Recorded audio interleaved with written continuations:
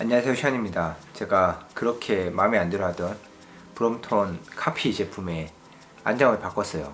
브롬톤 안장으로 진짜 제일 이쁜 거는 제가 봤을 때 브룩스가 제일 이쁜 것 같아요. 제일 유행하는 요새 디자인은 B15라고 진짜 이쁘거든요. 이렇게 완전 슬림하게 빠졌는데 가죽에다가 그냥 진짜 이뻐요. 그냥 일반 클래식 자전거 브롬톤이 아니더라도 이 안장을 끼면 그냥 그것만으로 뭔가 되게 클래식해 보고 디자인이 이뻐 보일 정도로 좋은데, 가격이 그냥 자전거 한 대 값이에요. 그러니까 일반 자전거 한 대 값 27만원 정도 좀 돼 있는데 당연히 못 사죠. 중고모 해도 한 뭐 25만원 23만원 막 이 정도 할 거 아니에요.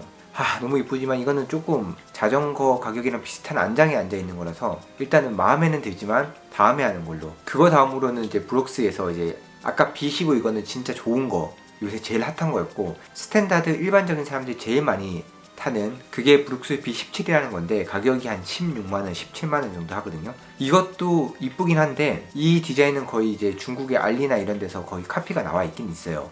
그러다 보니까 조금 고민이 된 거죠. 그리고 가격도 사실 17만원도 그렇게 싼 가격이거나 쉽게 그냥 안장 하나 살 수 있는 가격은 아니잖아요. 물론 자전거 자체가 엄청 비싸고 뭔가 커스텀하는 방향이 그쪽이라면 모르겠지만 저는 실생활적인 용도로 커스텀을 할 거기 때문에 이것도 일단은 제꼈습니다. 그래서 고민을 하다가 알리 같은 데서 싼 거 있으면은 그거 사가지고 해보고 싶다라고 제가 이제 알리를 찾아봤는데 이 브룩스 안장이랑 비슷한 가죽 안장들이 많이 있더라고요. 그래서 구입을 하려고 가격대를 한 3만원, 4만원대에 생각을 하고 찾아봤어요. 괜찮은 것들이 있더라고요. 3, 4만원에 가죽으로 된 게 말이 돼? 그래서 이거 나 사서 한번 해봐야 되겠다라고 하면서 제일 가격이 저렴한 그나마 괜찮아 보이는 살려고 후기를 봤더니 후기에 막 가죽이 울어가지고 하루밖에 안 됐는데, 처음 사가지고 디자인 이쁘다라고 후기 누가 올렸는데 그거를 그대로 그 사람이 탄 거야. 탔더니 하루 만에 그냥 바로 가죽이 운 거예요. 뭐야, 탄지 하루밖에 안 됐는데 이렇게 됐다고. 또 후기가 바로 연이어서 올라온 거지. 그래서 그걸 보면서 이거 싼 게 비지떡이구나, 이거 하면 안 되겠다 하고 다른 거 찾아봤더니 이쁜 것들이 더 있긴 있어요, 중국산이라도. 근데 이쁘면 이쁠수록 가격도 똑같이 비싸져서 결국 브룩스 사는 거랑 비슷한 그런 상황이더라고요. 그래서 저의 선택은 그냥 브롬톤 순정 안장을 사자.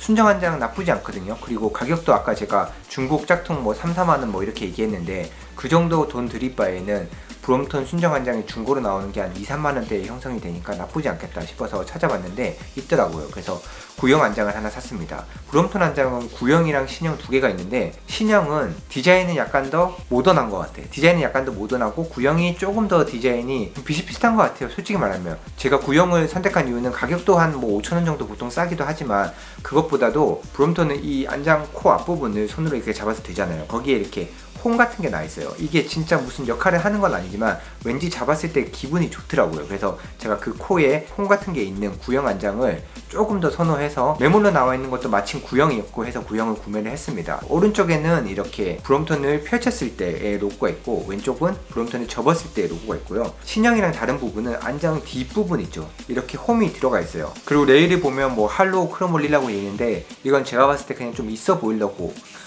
해놓은 것 같습니다. 그래서 제가 이 브롬톤 안장으로 교체를 했는데 어때요? 훨씬 더 있어 보이지 않아요? 큰돈 들이지 않고 카피 브롬톤이 브롬톤 같아 보이는 그런 효과를 바로 보여줍니다.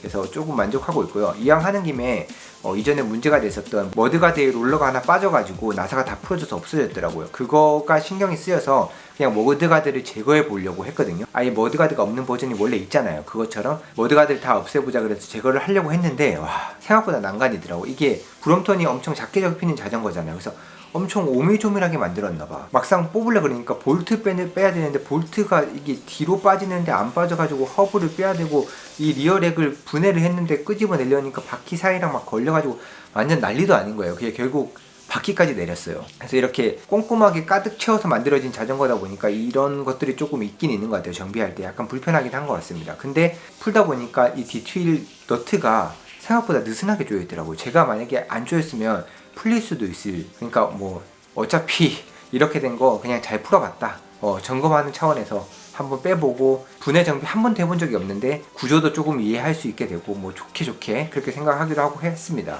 그리고 제가 변속 케이블을 중국에서 구매를 했는데 아직도 그쪽에서 안 보냈어요. 아니 이게 알리라서 늦게 걸리는 건 알겠는데 그냥 그쪽에서 배송을 안 했어요. 그래서 일단은 변속 케이블을 그냥 아예 제거를 해서 깔끔하게 정리를 해놓고 쓰기로 했습니다. 그래서 일단 브롬톤이 된 거죠. 그래서 그 작업도 하고, 그리고 앞 머드가드만 있으면 이상하니까 앞 머드가드도 제거를 했습니다. 점검을 하려고 복도에 나가자마자 바로 문제점에 봉착을 했어요.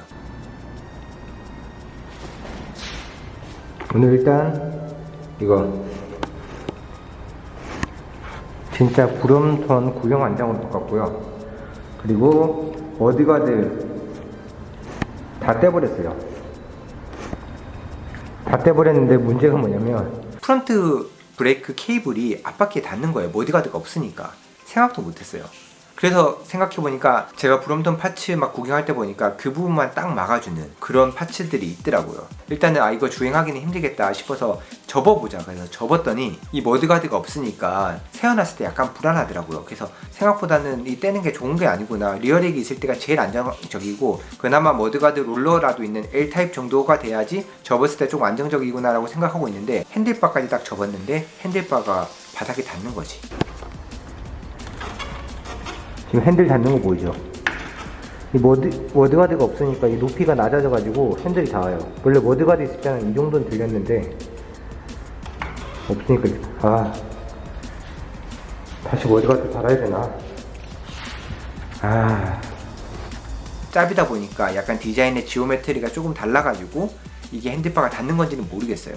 아무튼 그 문제점이 있어가지고 결국에는 안장을 바꿔서 디자인은 마음에 들게 조금 됐는데 이게 타기는 지금 애매한 상태가 더 됐어요. 이제 고민을 해가지고 머드가드를 복귀시키고 롤러에 손을 볼지 아니면은 좀 저렴한 중국산 리어렉이 있더라고요. 그 리어렉을 달지 아니면 브롬톤 순정 리어렉을 파시는 분이 있으면 그걸 달지 지금 고민 중입니다. 이 타입으로 가는 것도 그럼 핸들바를 좀 바꿔야 될 것 같기도 하고 아무튼 지금 고민을 좀 해봐야 될 것 같습니다. 그래서 지금 순정 브롬톤 안장만 바꿔놓고 나머지는 제가 직접 손을 봤는데 상태가 더 안 좋아진 것 같아요. 뭐 어떻게 되겠죠?